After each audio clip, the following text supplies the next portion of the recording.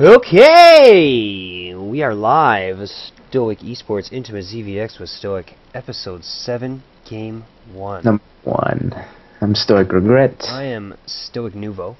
A little feedback from the thread on Team Liquid says we should be doing ZvP based on 18 votes.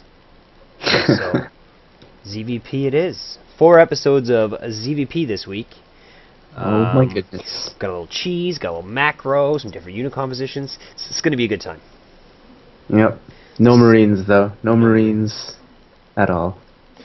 Without further ado, we'll get into the game here. Alright. Game 1 is David versus RGNFuture. How about that? I like that name. It's an awesome name. We start off a little GLHF action. That's me accidentally having caps lock on, by the way, because... Oh, hang on. Yeah. What did you do? There's a guy PMing me. Tell him to go away. He's ruining the VODs. I'll put myself on busy. By the way, just a little shout out to everybody who has put positive comments in our threads. Thanks a lot. Especially this guy. This guy's Spiky. He comments all the time. We're going to do a coaching session with him. Yeah, okay, so David, we don't have that many views, so like if you guys didn't put these comments, we probably wouldn't be doing this anymore. Yep. So, all right, let's go. 20 seconds. Comment on the thread. Do us a favor. Comment on the thread. Keep it on the front page. We'll increase the viewership, and then we'll do this forever. Because there's no point in doing them if no one's watching. All right. Yep. 20 seconds, David. 3, 2, 1, play. Yep. All right. Rock and roll McDonald's. So this is standard ZvP. Now the opening I want to do here, just because Cannon Expand is so popular on this map, is obviously to no gas expand by putting my pool down and then hatch as soon as I can. Maximum econ. But fortunately for me, close air spawn is the best spawn to have in any matchup for a Zerg player, because I get to see what he's going to do pretty quickly.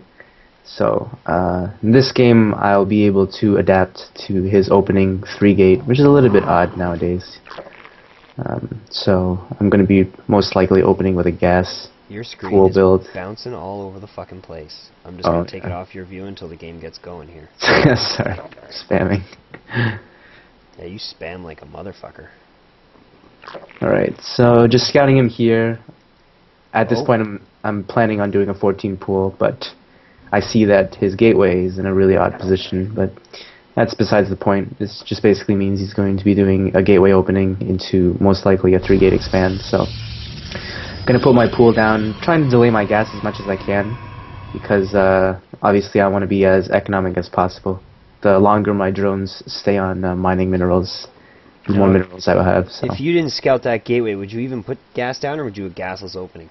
Yeah, I would guess something. That gas was just reactionary. So that's what I mean. It's great to be in these positions, because if he was on the other side of the map, I would definitely not have my gas here, so I would have to play a little bit differently. There's a lot more funky things he can do against a no-gas Zerg by going gateway first, because I don't have speed for so long. So, but in this case, I'll be fine. So there are many variations. Obviously, I'm going to stop at 15 here and build my Overlord. What I can do is, after the 4 Zerglings here and the Queen, I'm at 19 food. I can go to 21 food and then build my hatch, or I could stop at 19 and build my hatch first. And basically the major difference is, if you go for the earlier hatch here, then you have the drone behind this. So say he gets super greedy at this point, and he puts down his pylon at the bottom of the ramp, and he decides to do a 1-gate expand super fast, which is very viable. But the problem is, if I put my hatch here down that I did at 19, because I'm so low on drones, because I didn't go up to 21 drones in a normal 21 expand, I'm going to have the drone behind that, or else I'll have so little drones that it becomes almost like an all-in kind of a build. So I can't punish him doing a 1-rax expand.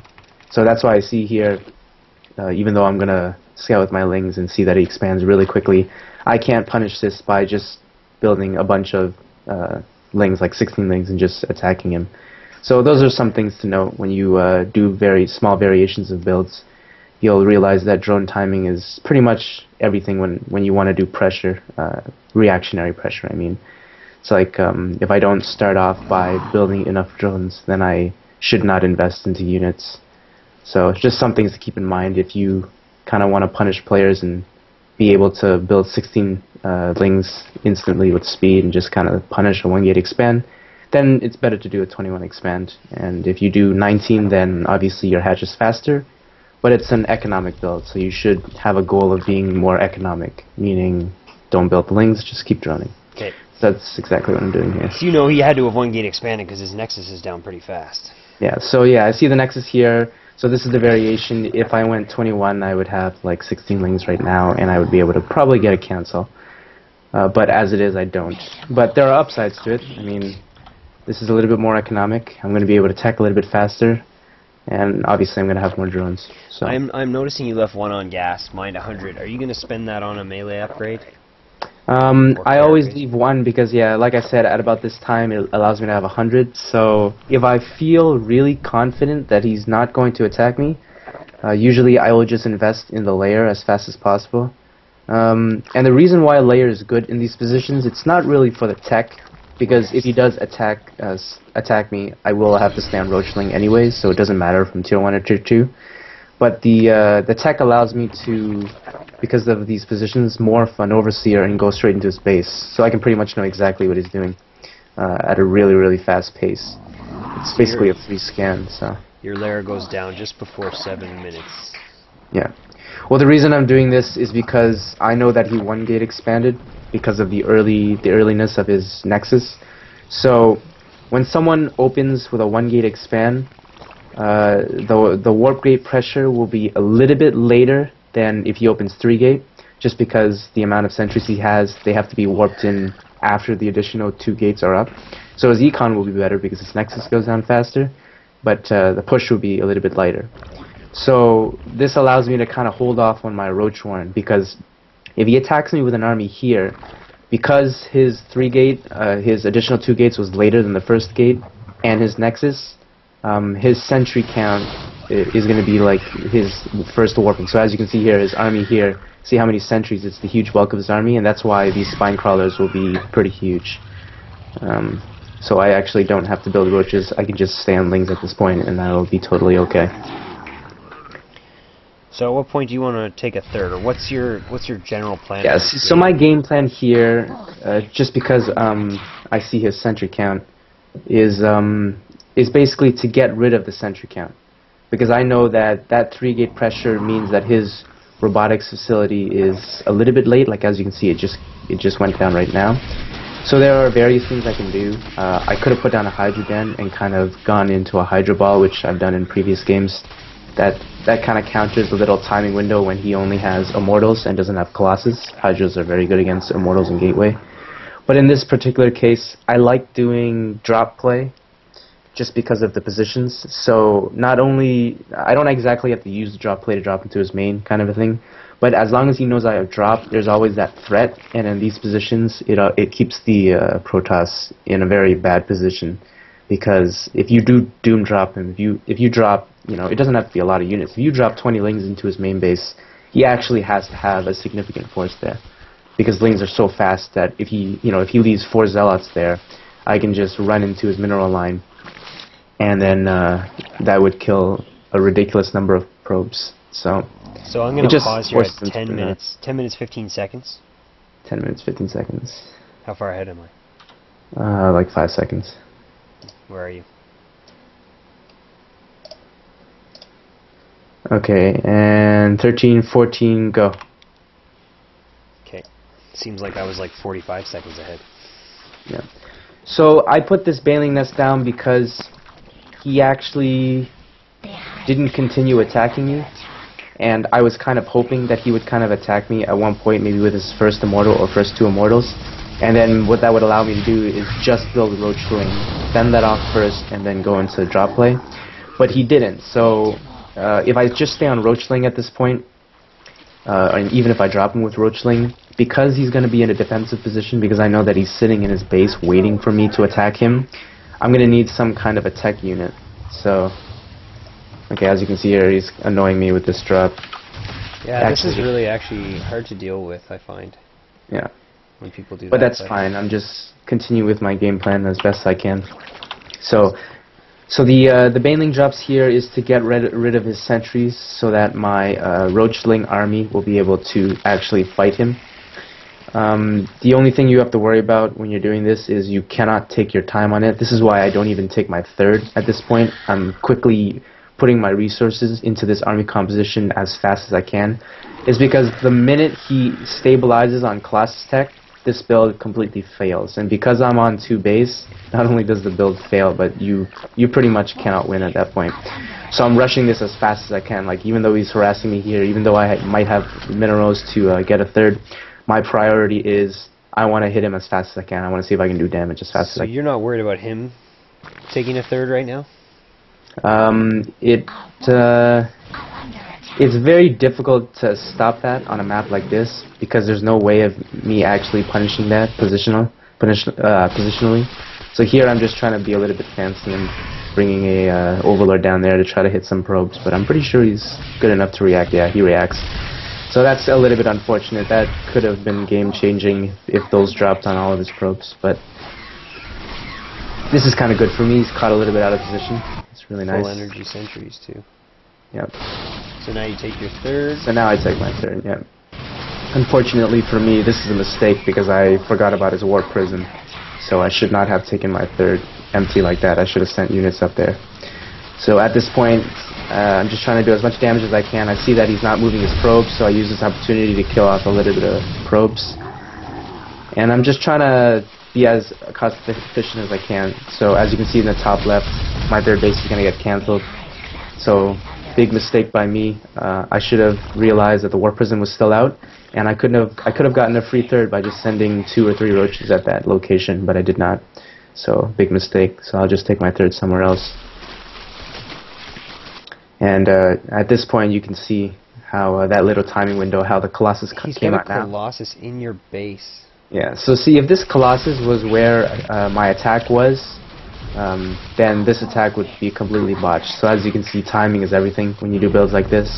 You cannot afford to wait. You must attack him before the Colossus come out. That's a huge, huge deal. So make sure you rush it as fast as you can. So I can't go up that ramp. But so at this point, all I'm trying to do is stabilize. This is a little bit weird. He went Colossus and he actually went into DTs. This is why it threw me completely off guard. So this is actually going to do a lot of damage, but it's just it's not the kind of damage that is going to end the game. And the reason why is because whenever you do, as a Protoss player or as any player, a tech switch that doesn't really make sense, you always have to do that much more damage for it actually to be cost efficient. It's because he like triple teched into a robotics facility, into skipping Immortals, into getting Blink, into getting Colossus, plus getting DTs and a Warp Prism. So even though this looks like it's going to do a lot, you know, getting the Roach Warren, forcing a lot of mining time lost, etc. The amount of damage to kind of make it worthwhile for him to tech switch this much, he probably would have had to kill all my hatches or something like 40 drones, but he didn't. So as you can see, he's still in a significant disadvantage just because of that. So be very careful, regardless of what race you play, to never over tech. You don't want to do too many things at once. You want to prioritize, pick a tech, and do as much damage as you possibly can with that tech, so that your units are more cost effective. And now so here, it looks like he's building up a death ball. Yeah. So as of now, I'm just trying to do as much damage as I can. I'm sneaking in another Overlord here. Hopefully he doesn't see this one. Yeah, that's pretty solid. Yeah, so it's really good for me. Yeah, you do need +2, but if not, then that's okay. Just make sure you hit the probes twice. So you've killed 23 workers now. Yep. Sorry. Yeah, 23. So at this point, I'm just trying to stabilize. He's still harassing me with the Warp Prism, but it's not doing that much damage. Now, why so many Banelings here? The bulk of an army, when I'm just on Roachling, if he doesn't have Colossus, it's not bad. Because once the sentries go down, the Roaches and the Lings aren't really countered. Like, Roachling actually fares very well against gateway units and even a few Immortals. But the minute he starts putting Colossus in there, I actually want as few Lings as possible. Now, the problem with that is economically, Lings are the best unit for me to build when I'm on Roachling, because they do a lot more damage than Roaches do, actually, like in large numbers, because they're so fast and they attack so quickly. And they're a lot more cost efficient because they're almost free. So, in order to counteract that, instead of just building nothing but Roaches at this point, which would kind of be bad because if he does tech switch to Immortals, I am kind of screwed.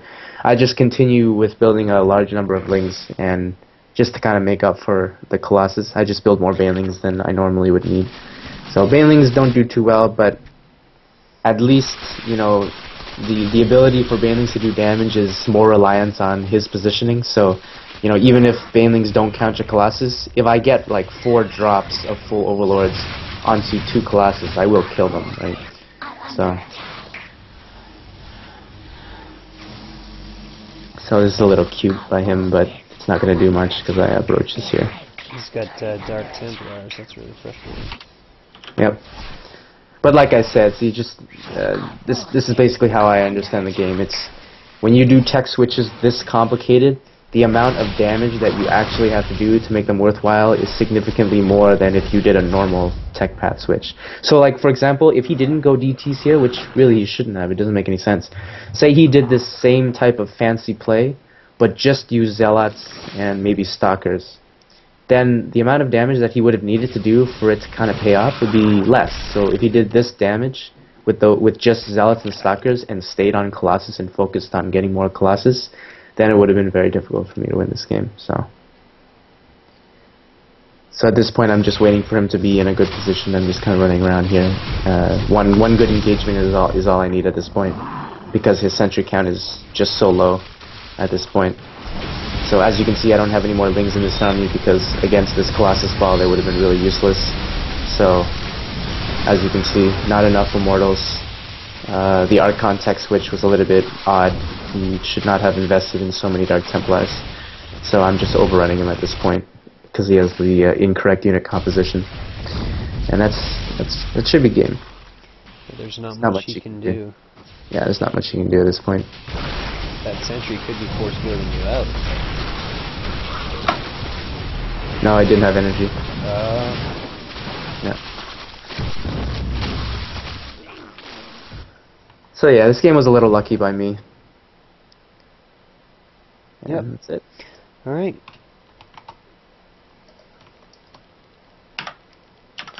Alright, what do you want to do next?